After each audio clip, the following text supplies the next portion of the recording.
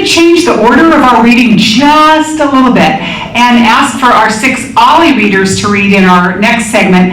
And then let's follow that with our editor and writer, Shannon, because we'll have the questions then about the press. All right, so may I ask our OLLI reader, and I recognize all these names. This is so wonderful to see you year after year.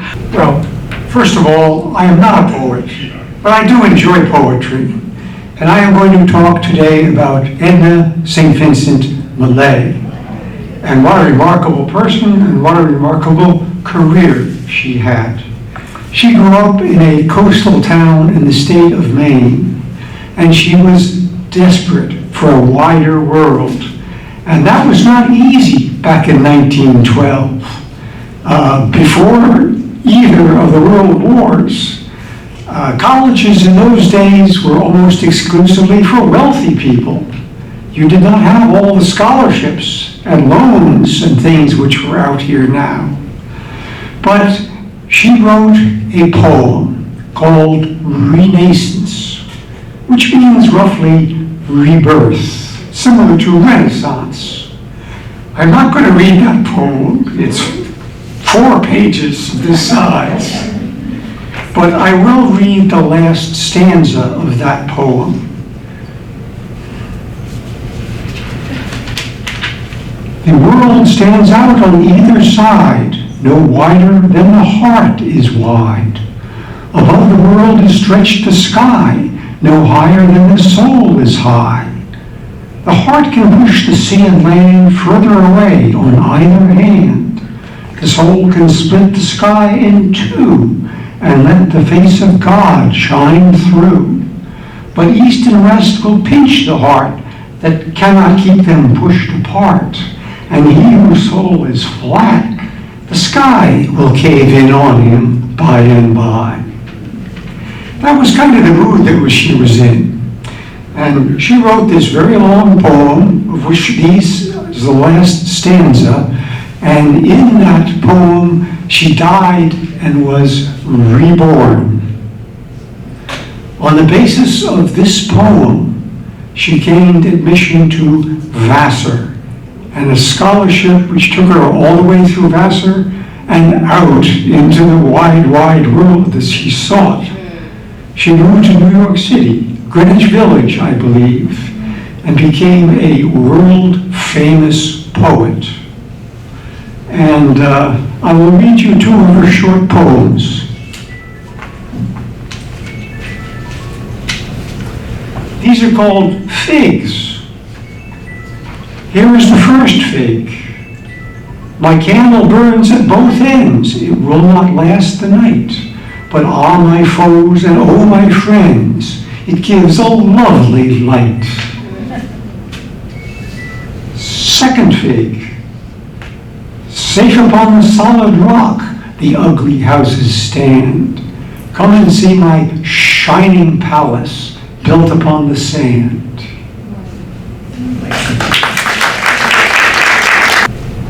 Hello. It's Deborah Strahan. No relation. No relation. Everybody knows Michael Strahan. I'm glad he has my name. So these are not poems that I've written. Written a few when I was younger, but I didn't bring anything like that. So it's just a couple. One is like we have a little garden going on with the OLLI group. So I found this poem. Hey, raise your hand, OLLI gardeners. Hey, and we got seedlings too. Woohoo! And anyway, I got this book of poetry. You know, you go to the Festival of Books and all these festivals and they give you these free books. Everybody's got a book of poetry that they've written. And anyway, I just happened to see this one. It's by Don Wheeldon. He was actually born in 1914. And he was in the Army in the war, World War II. And he was up in Pasadena and working with active in the community up there. But this is a book that I guess he gave me once, a long time ago. But Thoughts on a Garden. I watched the seedling as it grew from out the furrowed sod, and somehow as I watched, I knew I visited with God. I cannot otherwise explain a garden green and fair. I only know to watch it grow is likened unto prayer. You see it, and you meditate upon a sight profound. You speak in muted tones, then wait, as if on holy ground. And as you watch as growth begins before your awestruck eyes, you marvel that such origins produce so grand a prize. If knelt before an altar where the Holy Christ child lives, you will not find such peace of mind as only a garden gives. The reason grows much clearer as fruit ripens on the vine, and the air is replete with a scent so sweet you then perceive design. The garden's gifts sustain you, as such it gives much pleasure.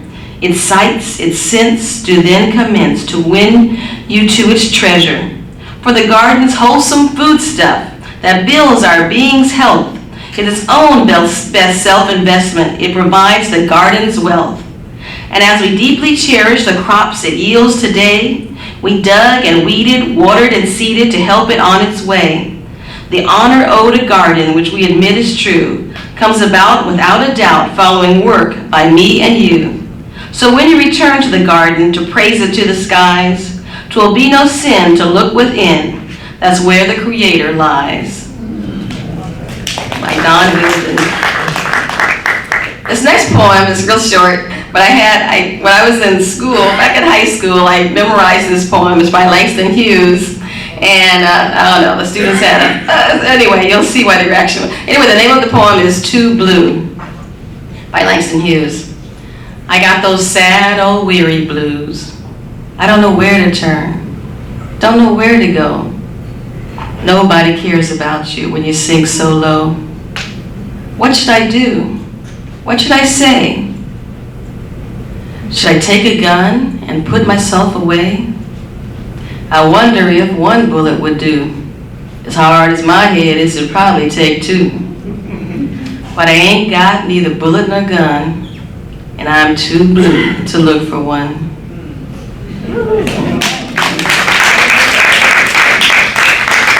I know that was strange for a high schooler, but that was the poem I wanted to memorize. It's probably because it was short or something, but anyway, that was by Langston Hughes. And the last one I have is similar to a song, but not quite.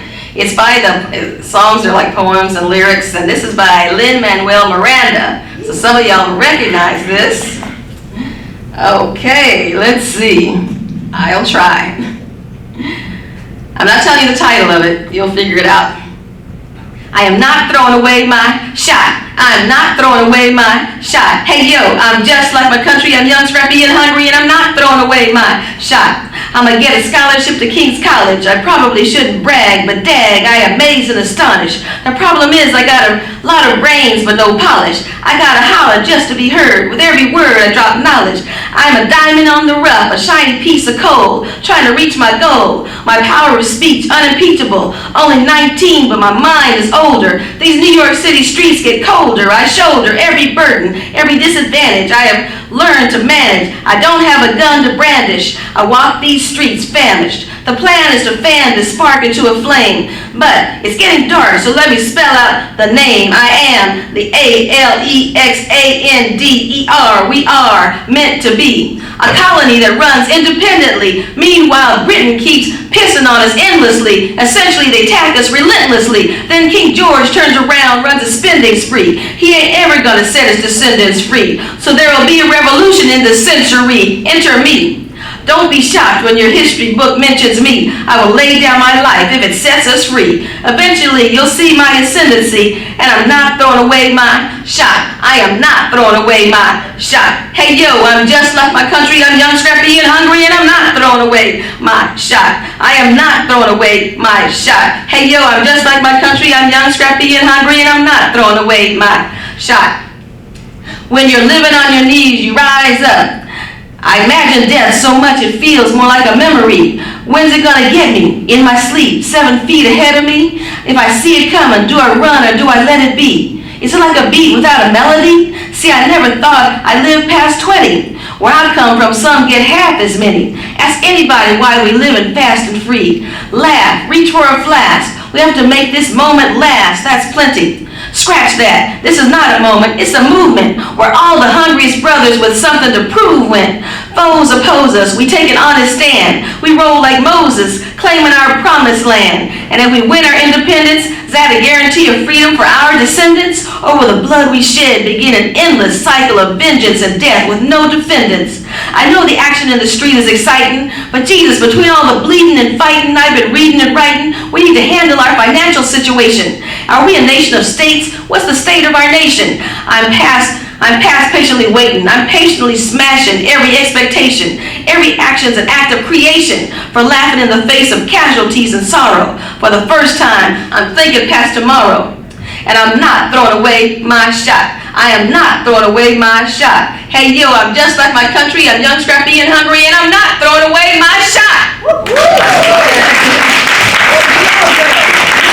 That's from the musical Hamilton by Lin-Manuel Miranda. These are like one little one I wrote myself and two written by my late husband. So mine is the poet in me. I dream of writing poetry, spinning words that make us free, like Nikki Giovanni. I dream of writing poetry, making rhymes of love and time, like Phyllis Sweetley. I dream of writing poetry that defines time as vintage wines, like Maya Angelou. I dream of writing poetry, making sense of cool and groove, like Langston Hughes. I dream of writing poetry that redefines the creation, like James Weldon Johnson. I dream of writing poetry that writes the spoken word the way they were heard, like Paul Laurence Dunbar. I dream of writing poetry that spins and rhymes, that makes sense of love and time, that defines and redefines, and writes the spoken word the way it's heard.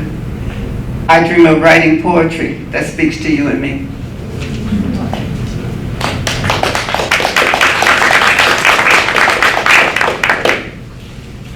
Okay, this one is called Life, and I guess this was written in 1980 by my late husband, and I guess this was the way he saw it. It says, everyone living today has lived forever. There are no new people, only old ones in new forms. Does not each of us begin from one egg and a sperm? Is not my father's sperm the same as my own, the same as my son's, the same as my father's father's, as his father, and so on? Back to the beginning, back to perhaps one father, one mother. The sperm unites with egg in continuation of life, and thus continuation of the individual. There is no new life, only life continued.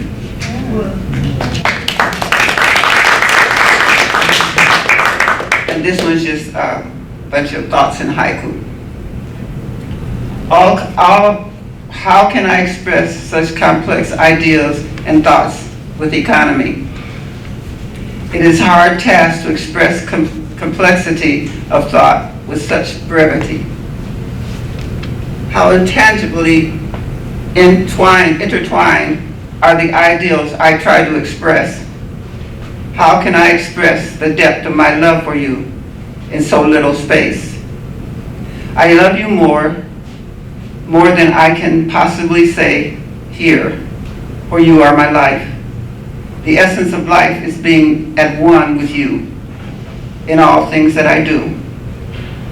The mind is open, that accepts that which is strange and rejects nothing. Life is beautiful if we decree it so.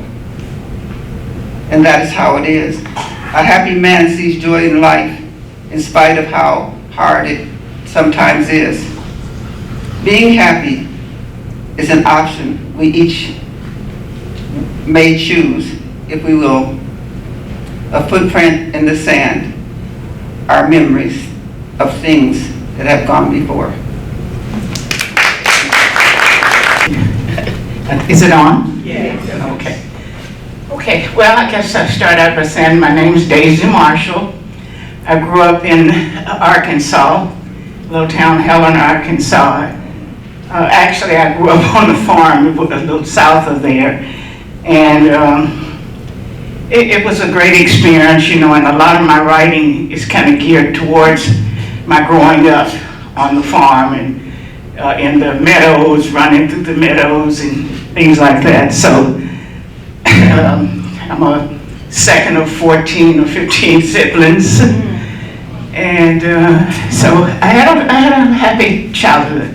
And so I'm going to read some of the poems that I wrote. I published 2 books, and I guess I did okay, but anyway, I want to start out with, why do I write?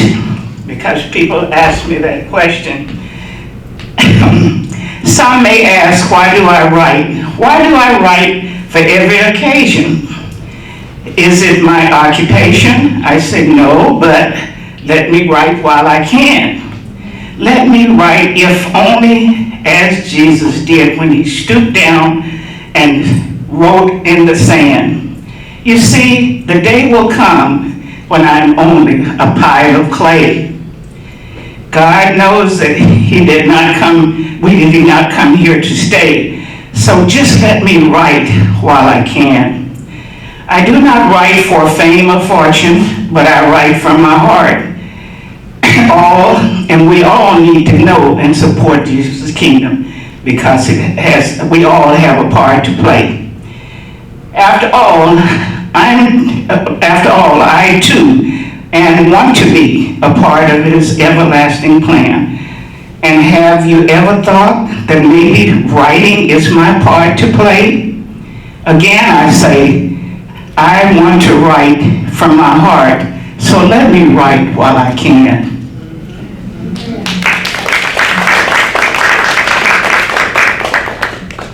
And of course, my first book is Echoes of the Heart, so I'm going to read a couple of short ones from that.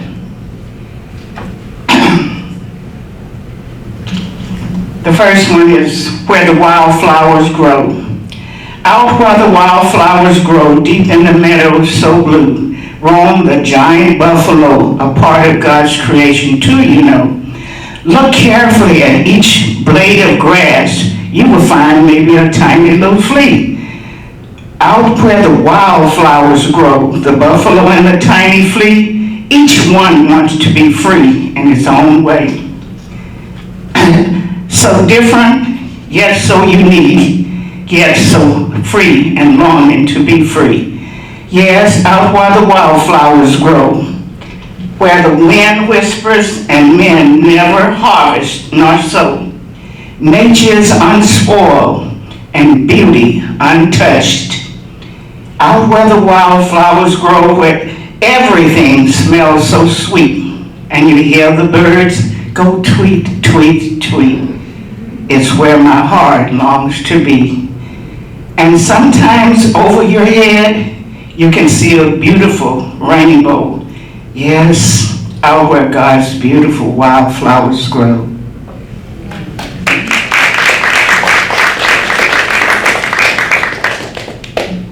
And then the next one from that same book, A Perfect Spring Day. And I chose this one because we're in our springtime and it might be appropriate for this.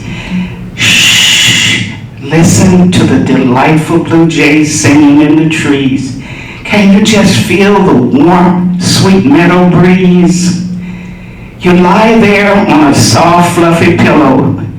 The light intervenes and penetrates the dark room. The darkness turns to yellow.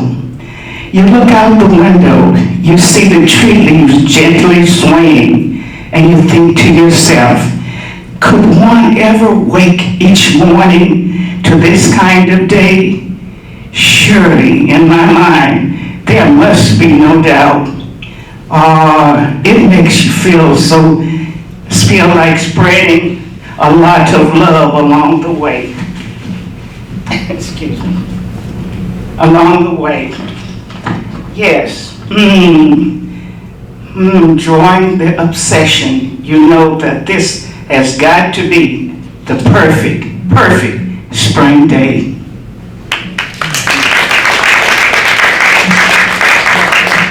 Not to consume too much time, I'm going to read just a couple more from the second book, Sharing My Love for Jesus.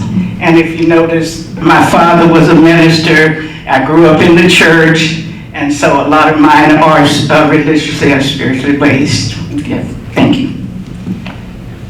Okay. When I wake, I see the golden yellow sun. I feel its warmth wrapping around me. I feel like it's embracing, receiving, and wanting around my body. When I wake in the quiet of the morning, I can hear the birds singing. It must be hundreds of them. Red ones, blue ones, gray ones, they are all singing in harmony.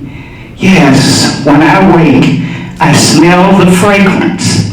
Must be coming from the most beautiful, breathtaking, and sweet-smelling flowers in all creation, so alluring that my soul longs to touch them.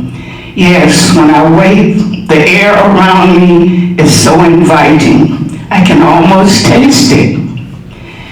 I close my eyes and I think to myself, you know, it is not Christmas, it's not Easter, Thanksgiving, not even my birthday. Oh, how I wish there was a promise that this day could be here each time I wake.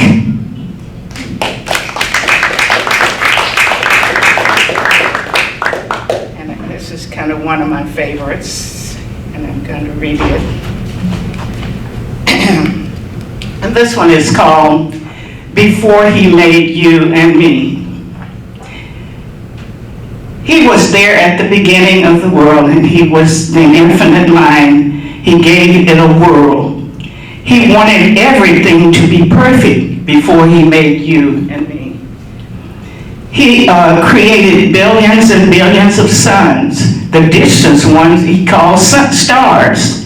He created the earth and gave it a star, and He called it the sun, the closest and yet so far away. All of this before He made you and me. He looked out over the heavens, and there was a star that had no light. He called it moon at night. Our big sun, who shines so bright in the day, made the moon shine so bright. He summons the air, and He commanded the waters to be blue, all before He made you and me. And one day He stretched out His hand, living creatures covered the land, and they inhabit His creation, from the sky to the deep blue sea, all before He made you and me. Then one day He decided to create man. He made him just like Himself.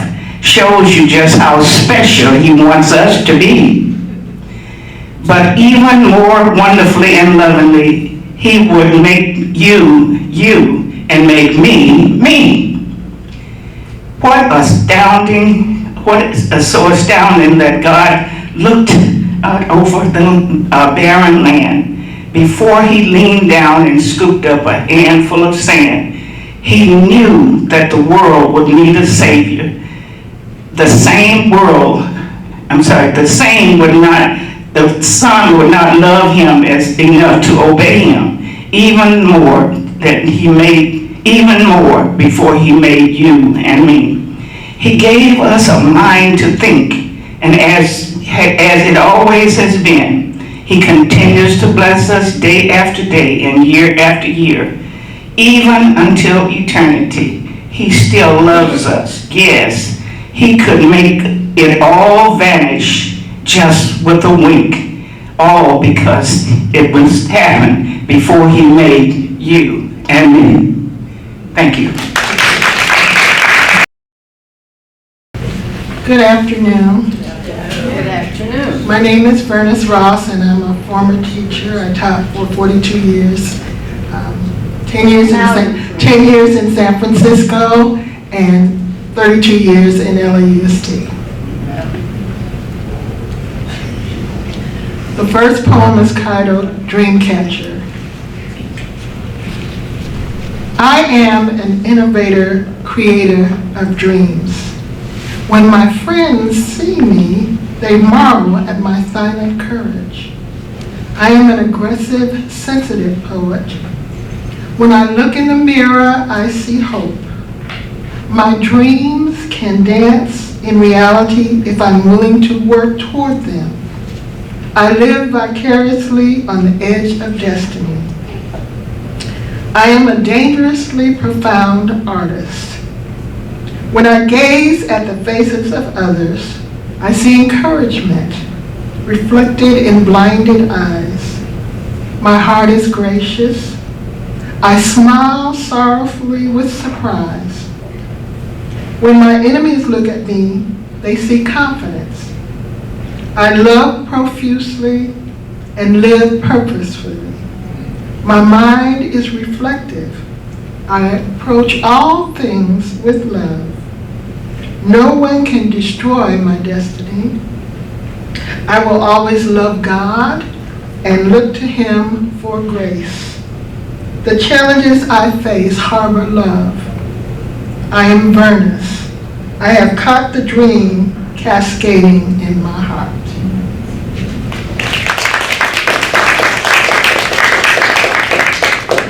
Is entitled Good Morning. I open my eyes to the world and a new day is dawning, cascading diamonds on a magical sky. Yesterday is sparkling remnants of what used to be. Today is the possibility of whatever I see and hear and touch and feel and embrace. Tomorrow, well, that is the promise of more horizons, new songs, and journeys presenting destinies anew. If I am blessed to shine the world with my story once again.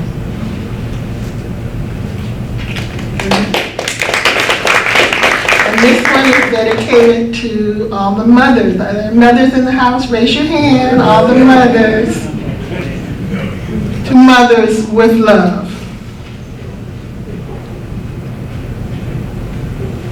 Thy presence is like the warm embrace of God's divine love that provides the shield which quiets the echo of dawn in less than somber songs.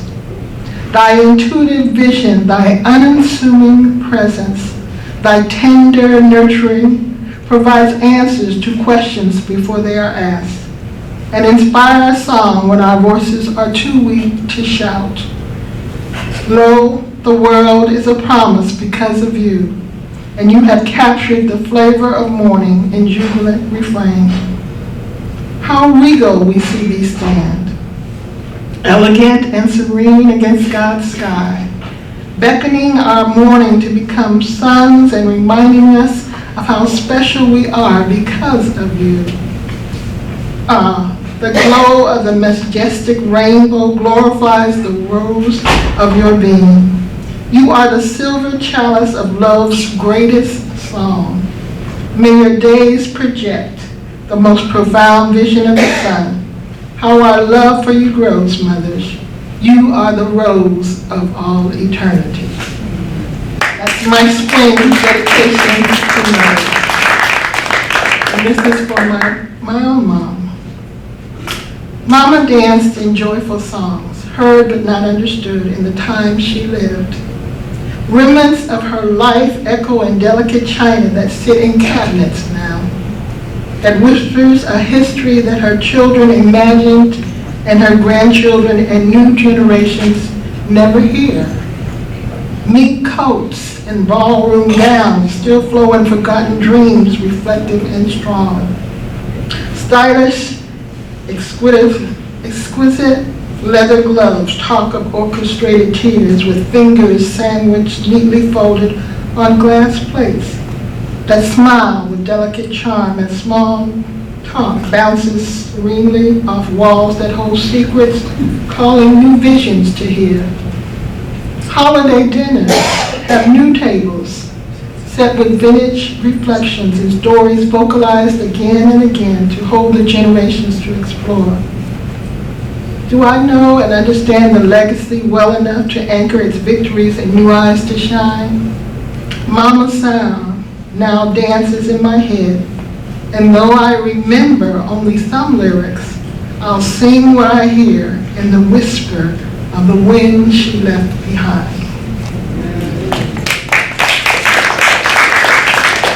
And I couldn't think of Mama without talking about Daddy. This is my father.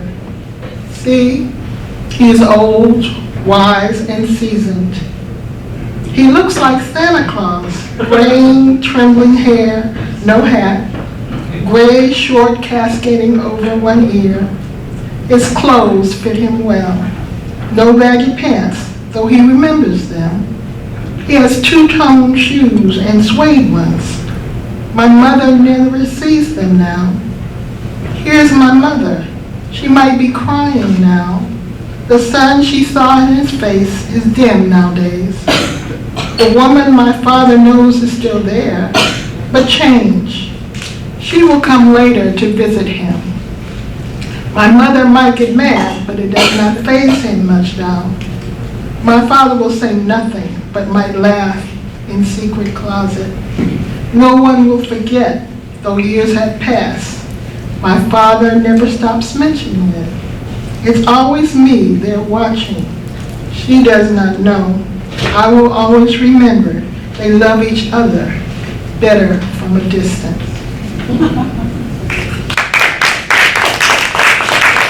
And this last poem is one of my dad's favorites, and my brother says this is one of my best poems, but I don't know. This was written, I guess maybe 10 years ago, but it's still apropos today. I am a black woman in a nation that has shown her rejection, a mother to children not my own who have been neglected. I am a black woman who, grandmother from Africa, my children were snatched and replanted in a culture that destiny did not match.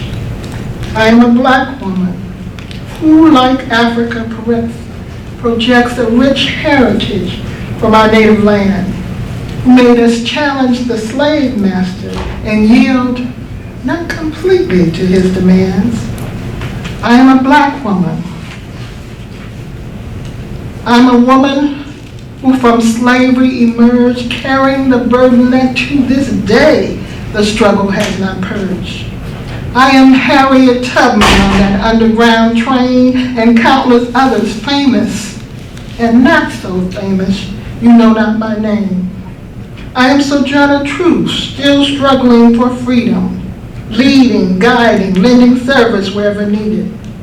I am Ella, serenely singing her song. I am Lena in stormy weather, reminding us to be strong. I am that sophisticated lady, Miss Natalie Cole, and I'm Mahalia, prayerfully lifting our soul. I am Aretha, demanding respect, but that is the key. And I'm Nancy saying, I've never been to me. I am a black woman. I am Nikki, forever ego tripping. I can fly like a bird in the sky. And I am Minnie, a grieving mother, simply asking why. I am a black woman. I am Barbara Jordan, Shirley, Yvonne, and Pat, standing up and being counted, forever fighting back. I am a black woman. I am the love child, or the one considered of noble birth, a product of society and God's life here on earth. I am a black woman. I know the rules of the game. I take the bitter with the sweet, for the rules often change. I am a black woman. I have known much sorrow and happiness too. It goes without saying I paid my just due. I am a black woman, taken from the rib of man, I fuss with him, caress him, and extend my hand. I am a black woman. I know how to survive. I have kept myself, my man, my children, my faith, and a nation alive. I am a black woman. I know how to care. I can put broken pieces together in the midst of despair. I am a black woman. I'm often misunderstood and talked about whether it involves an evil or good. I am a black woman. I know how to love, physically, mentally, and through God above. I am a black woman, a distinction which shall never carry shame. For black women everywhere, I proudly call your name. I'm a black woman, a multifaceted individual. Whatever my calling, my thrust is always original. I'm a black woman, a mother, once a child, now with children of my own, a working woman, a career woman, or one that stays at home. I'm wealthy, I'm poor, I'm middle class or bourgeoisie, all different yet the same, for they are all projections of me. I am a black woman. I move forever in elevated suspense. I have in the past, and I will hence. I am a woman, and for some that carries degradation in a society that has neglected to reflect on our foundation, its principles of Christ, his teachings, and his love, respect for your fellow man, and in God above. I am a black woman. Yes, I am black. I am woman. I am a black woman, and I know where I come from. I see the road I have to travel and the work that must be done. I am a black woman, though I am but one black woman you see, a symbol for all my sisters. I wear my banner proudly, for it is the very best part of me. I am a black woman, a special designation. I say it most profoundly, without reservation. I am a black woman. Okay, the poem I'm going to read is not one that I wrote, but it was written by Oriah, Mountain Dreamer, and it was written in 1999. It's entitled The Invitation. It doesn't interest me what you do for a living. I want to know what you ache for, and if you dare to dream of meeting your heart's longing. It doesn't interest me how old you are. I want to know if you will risk looking like a fool for love, for your dream, for the adventure of being alive. It doesn't interest me what planets are squaring your moon. I want to know if you've touched the center of your own sorrow, or if you've been opened by life's betrayal, or have become shriveled and closed for fear of future pain. I want to know if you can sit with pain, mine or your own, without moving to hide it, or fade it, or fix it. I want to know if you can be with joy, mine or your own, if you can dance with wildness and let the ecstasy fill you to the tips of your fingers and toes, without cautioning others to be careful, to be realistic, to remember the limitations of being human. It doesn't interest me if the story you're telling me is true. I want to know if you can disappoint another, to be true to yourself, if you can bear the accusation of betrayal and not betray your own soul, if you can be faithless and therefore trustworthy. I want to know if you can see beauty even when it's not pretty every day, and if you can source your own life from its presence. I want to know if you can live with failure, yours and mine, and still stand at the edge of the lake and shout to the silver of the full moon, yes. It doesn't interest me to know where you live or how much money you have. I want to know if you can get up after the night of grief and despair, weary and bruised to the bone, and to do what needs to be done to feed the children. It doesn't interest me who you know or how you came to be here. I want to know if you will stand in the center of the fire with me and not shrink back. It doesn't interest me where or what or with whom you have studied. I want to know what sustains you from the inside when all else falls away. I want to know if you can be alone with yourself and if you truly like the company you keep in the empty moments.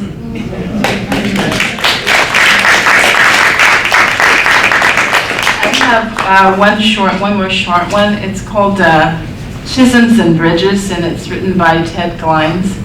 It says, whether dancing the circle or sitting in the pews, the world is full of wonder and knee-jerk news. For those full of spite and woeful complaining, the world is full of darkness, no hope remaining. Diversity spawns attacking spasms, elevating hate and deepening the chasms.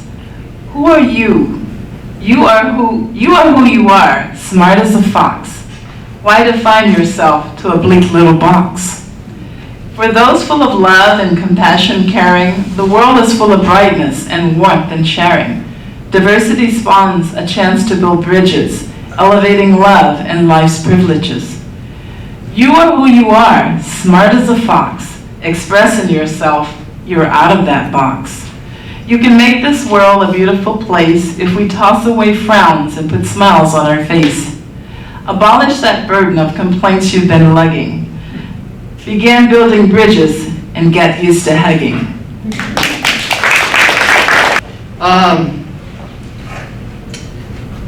I decided that I would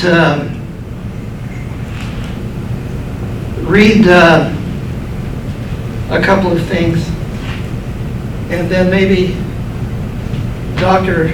Lockram, is he still here? Maybe you can help me out. I came to the last poetry session I've been at. It was been years ago, and you were there. I remember that. You taught at Long Beach State, right? Yes. Yeah. So,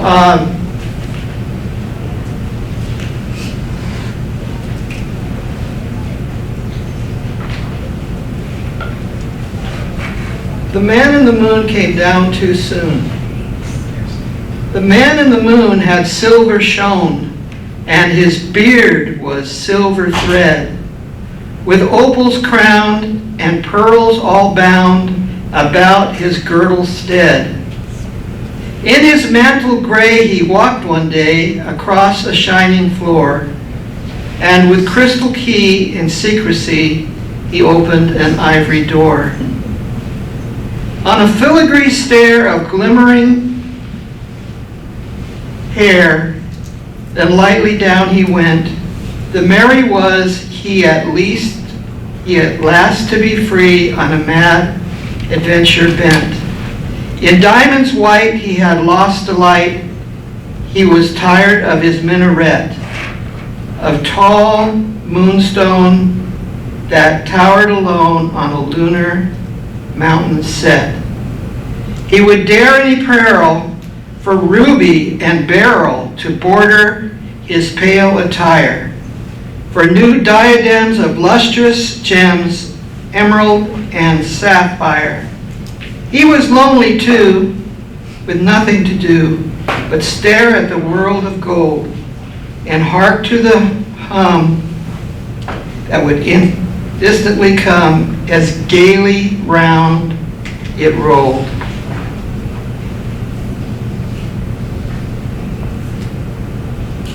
At plenilune, in his argent moon, in his heart he longed for fire, not the limpid lights of wan salinities, for red was his desire.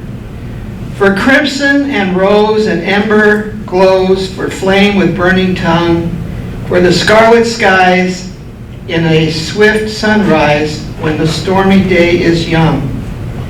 He'd have seas of blues and living hues of forest green and fen, and he learned for the mirth of the populous earth and the sanguine blood of men. He coveted song and laughter long, and viands hot and wine, eating pearly cakes of light snowflakes and drinking thin moonshine.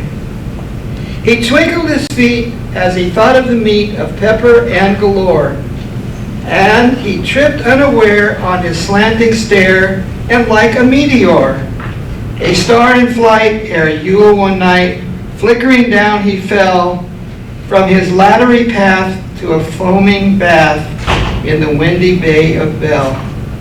He began to think lest he melt and sink. What in the moon to do when a fisherman's boat found him far afloat to the amazement of the crew?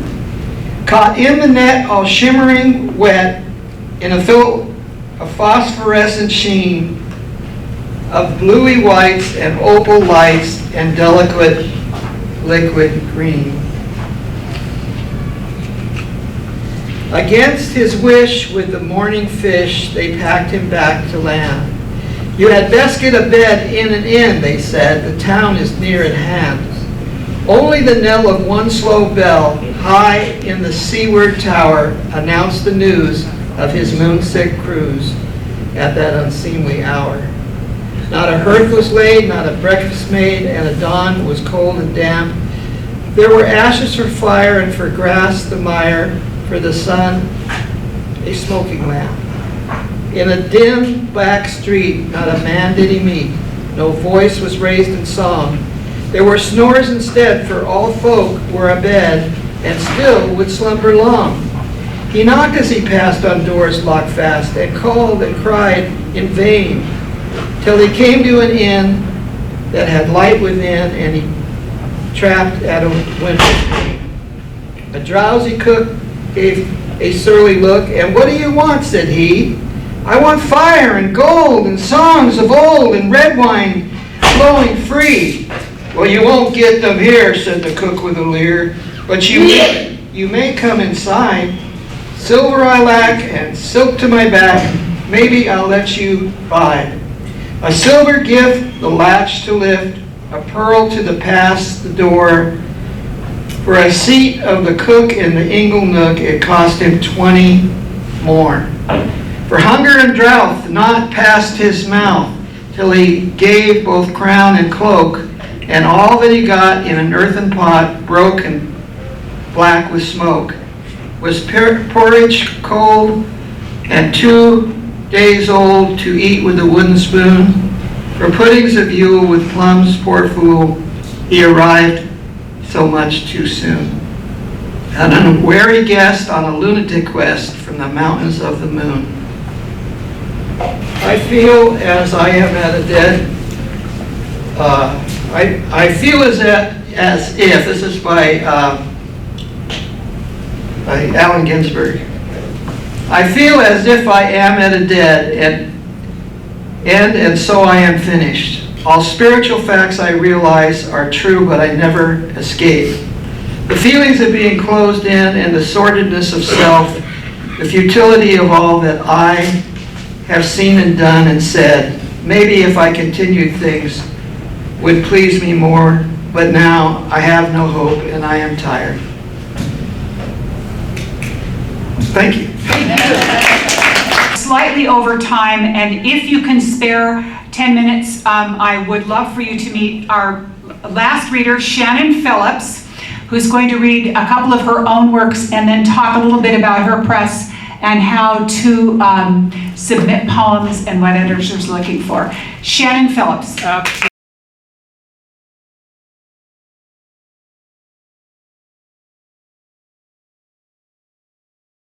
All right, thank you.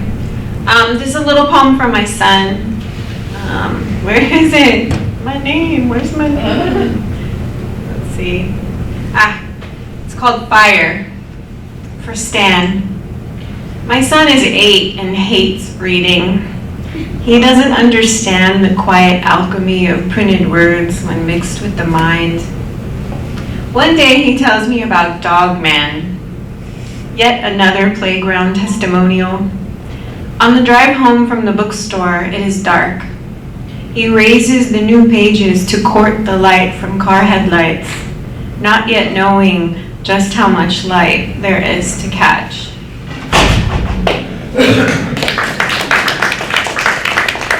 Okay. Whoa. Sorry. Maybe I'll just hold it. Okay, so you write poetry, you should have a Notre Dame poem, because every poet that I know, and I know a lot of poets, it's like the only people I know, I'm in this little poet microcosm. And, what was it, Tuesday? Was it Tuesday or Monday? Monday. Notre Dame was burning, and I swear every poet I know was writing their Notre Dame poem. So I was really conflicted about it. It's a hard thing to see, but then of course you're going, well, what about Syria, right? What about the mosques being raised in China? And so it's difficult. It's difficult. So I had to write him home to kind of try to work out how I felt. This one is called Cities. Stained glass is holy in Paris, in Damascus, in Korea. So too the hands of artisans, hands that court hot beauty, jewel the light, hands that fit stories, hands that hold us up when the seeing scalds, but unseeing is worse. From the furnace of your heart to the furnace of mine, we won't forget. We won't forget. Sorry, kind of emotional. This last poem doesn't have a title. I wrote it for, it's National Poetry Month. You guys know that, right? You're all doing your 30-30? Yeah, I know, me either. But I did one, because I have this really ambitious friend. Yeah, he's infected me. This one's not titled, but it's a sexy poem. It's kind of like 80% of what I do are sexy poems. It's a weakness. What strange verse did her perfumed presence stitch into your skin, that sly calligrapher, all scattered pulses and breath? One synaptic lick from the hot goblet of her mouth will bring all your beats back. Fruit for fingers, jeweled alphabet. Untangle her electric language and she will sing the ritual of your vertebrae.